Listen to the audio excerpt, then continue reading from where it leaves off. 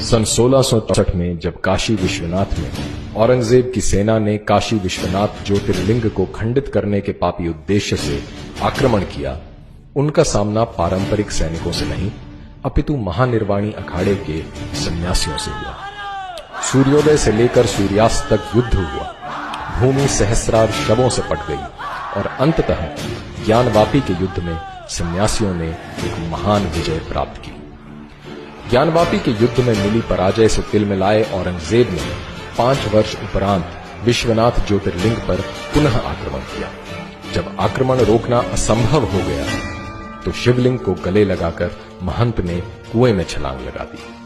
विश्वनाथ मंदिर का शिखर तोड़कर औरंगजेब ने उस पर ज्ञानवापी मस्जिद का गुंबद बना दिया। तो कौन है ये साधु?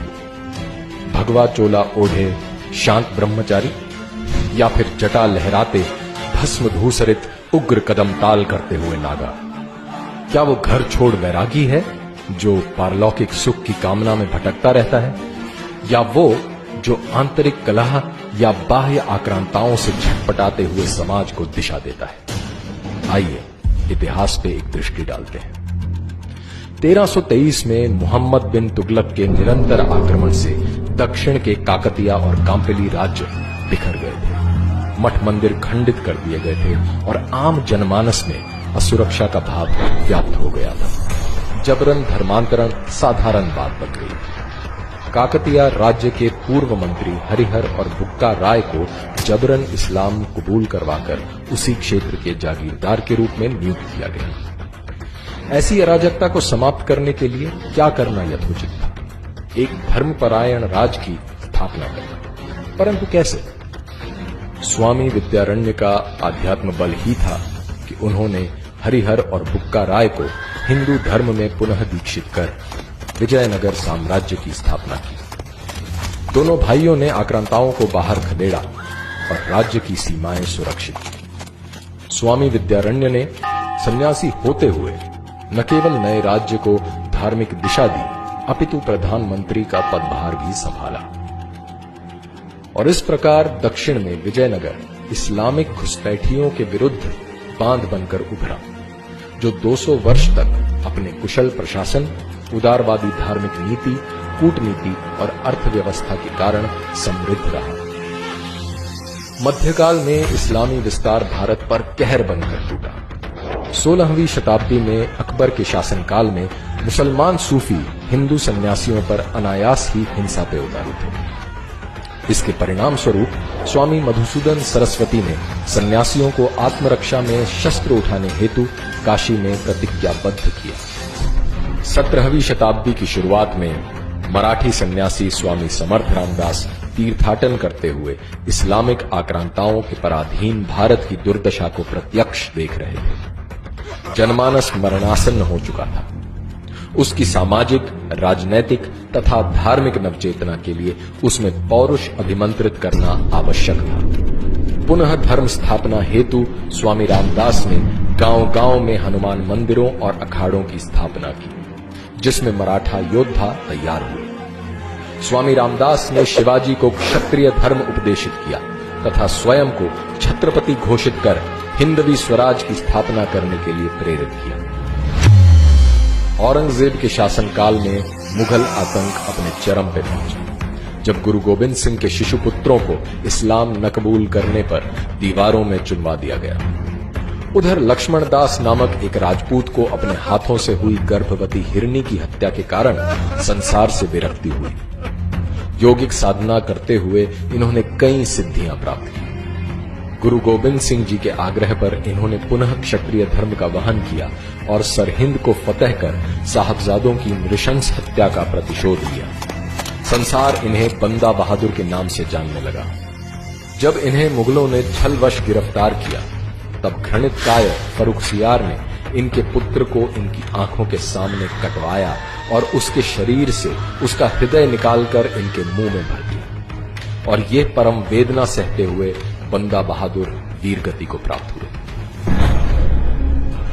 19वीं शताब्दी तक एक तरफ ईसाई मिशनरी का धर्मांतरण के लिए बढ़ता प्रपंच, वहीं दूसरी ओर अंधविश्वास और निरक्षरता के कारण शिथिल पड़ा हिंदू समाज।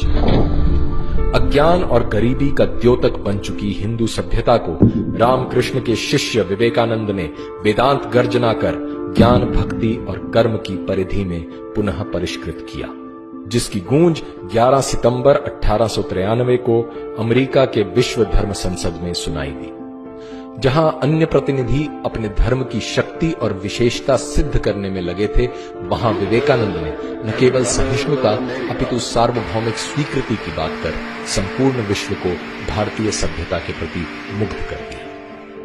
रामकृष्ण मिशन की स्थापना कर इन्होंने ऐसे महात्माओं की पीढ़ी तैयार की जिन्होंने वेदांत दर्शन ही नहीं अपितु दरिद्र नारायण की सेवा करने के लिए संन्यास धारण किया।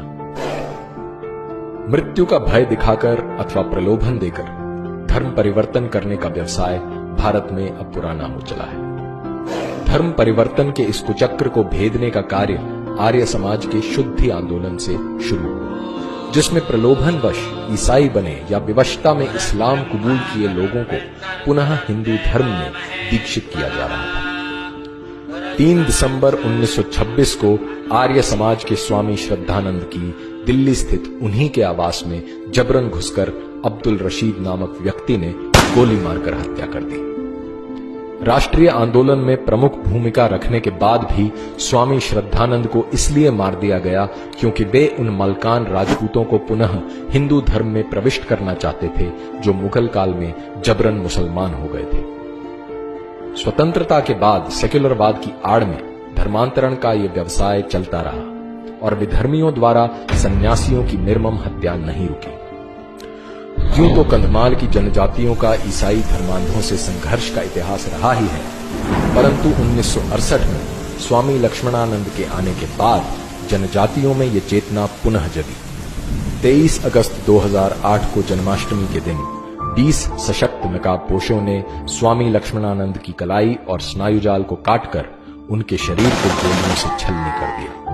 2013 में माओवादी नेता पुलरी रामा राव तथा अन्य धर्मांतरित ईसाइयों को दोषी पाया गया। इसी प्रकार सन्यासी कई बार गहरे षड्यंत्र का शिकार हो जाते हैं या फिर सरकारी उदासीनता के कारण गुमनामी में देह त्याग करते हैं। हरिद्वार स्थित मातृसदन आश्रम के सन्यासियों की गंगा के अविरल निर्मल प्रवाह के लिए देह त्याग की परंपरा से बन गई। उसी परंपरा के साधु स्वामी ज्ञान स्वरूप सानंद ने सरकार से मुख्यतः हिमालय में गंगा की सहायक नदियों पर बनने वाले जल विद्युत परियोजनाओं पर तथा हरिद्वार कुंभ में बालू खनन, निर्वनीकरण तथा जीव जंतुओं की हत्या पर प्रभावी रोक लगाने की मांग की। सरकार की उदासीनता देखकर मजबूरन आमरण अनशन पर बैठे। अपने अंतिम साक्षात्कार में स्वामी सानंद ने कहा था कि अगर गंगा के लिए उनकी मृत्यु भी हो जाए तो उन्हें कोई पछतावा नहीं होगा। 12 अक्टूबर 2018 को स्वामी सानंद ने अनशन के 112वें दिन अंतिम सांस ली। इतिहास साक्षी है कि मोह माया की दास्ता न स्वीकार करने वाले सन्यासियों ने सांस्कृतिक दासता के विरुद्ध अग्रिम भूमिका निभाई है। भारत के इन वीर सपूतों को हमारा शत शत नमन।